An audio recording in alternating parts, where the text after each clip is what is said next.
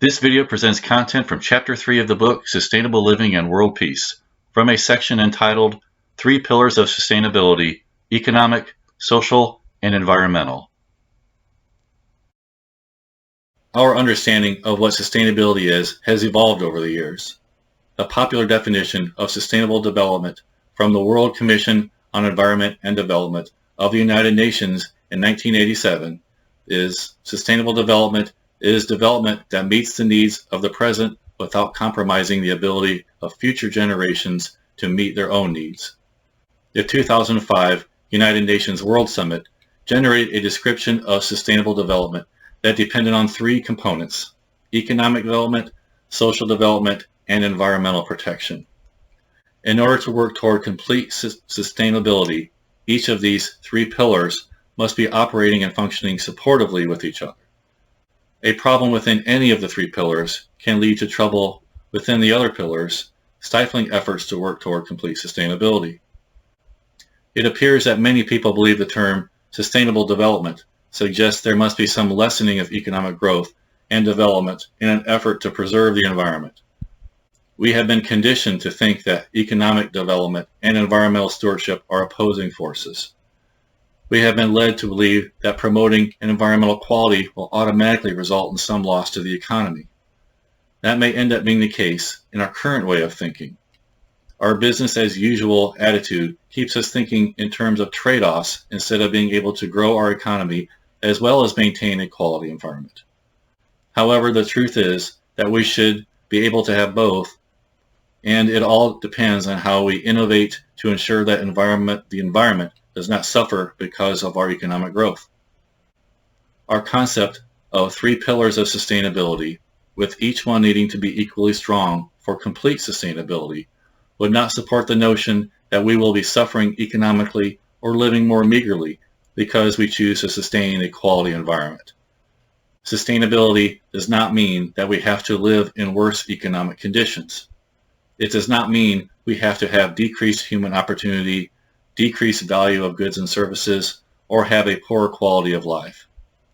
Being that sustainability is actually made up of 3 pillars, environmental, economic, and social sustainability, the sustainability we seek should not diminish any of the 3 pillars.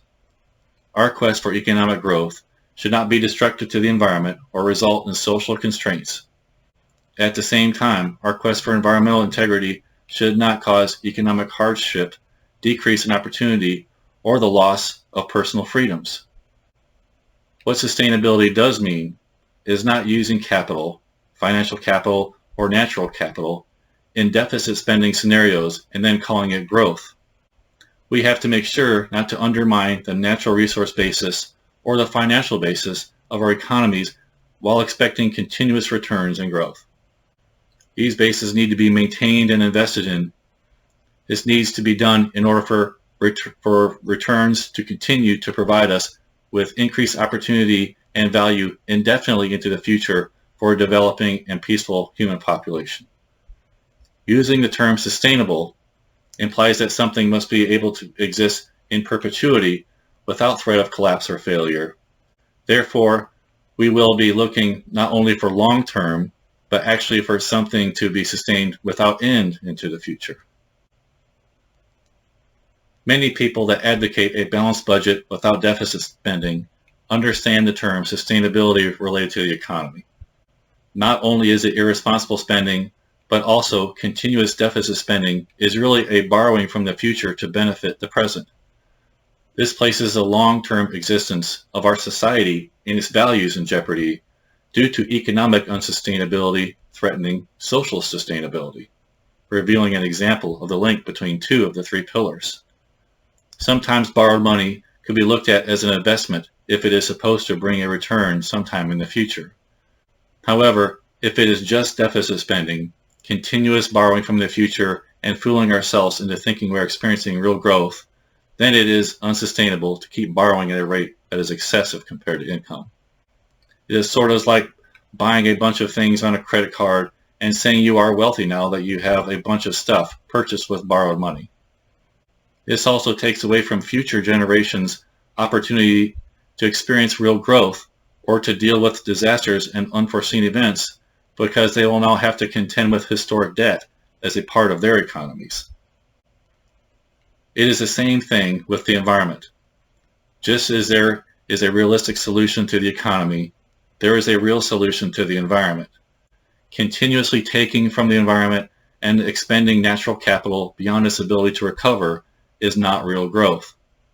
Squandering non-renewable resources and using renewable resources at a rate that would ultimately degrade the regenerative capacity is not real growth. We have been entirely too willing to overlook real long-term environmental issues. These issues will take on more and more significance and become bigger problems if we continue to neglect them. This is entirely unnecessary, especially since these things can be taken care of now without cost to the other two pillars of sustainability, economic or social. Our virtues should include attention to environmental concerns of today, and look to prevent potential new ones from coming in the future. While we attend to environmental sustainability, we must also pay attention to the other two pillars, economic and social, to realize our vision of complete sustainability. It is estimated that about half of the world's wetlands have been lost during the 20th century due to the human activity of conversion of wetlands to agricultural land, urban land, or for some other human use. The conversion of half of the world's wetlands was done as part of the strategy we used in the past for growing our economies, creating more value for humanity, and creating more opportunity. If we keep with this same strategy for growth, we would ultimately need to keep converting wetlands, which would lead to the day when they would be all gone. If this was part of our strategy for continued growth, how would we be able to grow the economy the same way we were once all the wetlands were gone? Would we think we were reaching the extent of human growth because we have no more wetland areas to convert for our use? The fact is, we must learn to grow the economy in different ways, sustainable ways, which do not rely on continuous environmental destruction or degradation. All natural areas and natural systems were not put on Earth to be harshly altered and or destroyed in our quest for growth, and it is our responsibility to make sure they are well taken care of.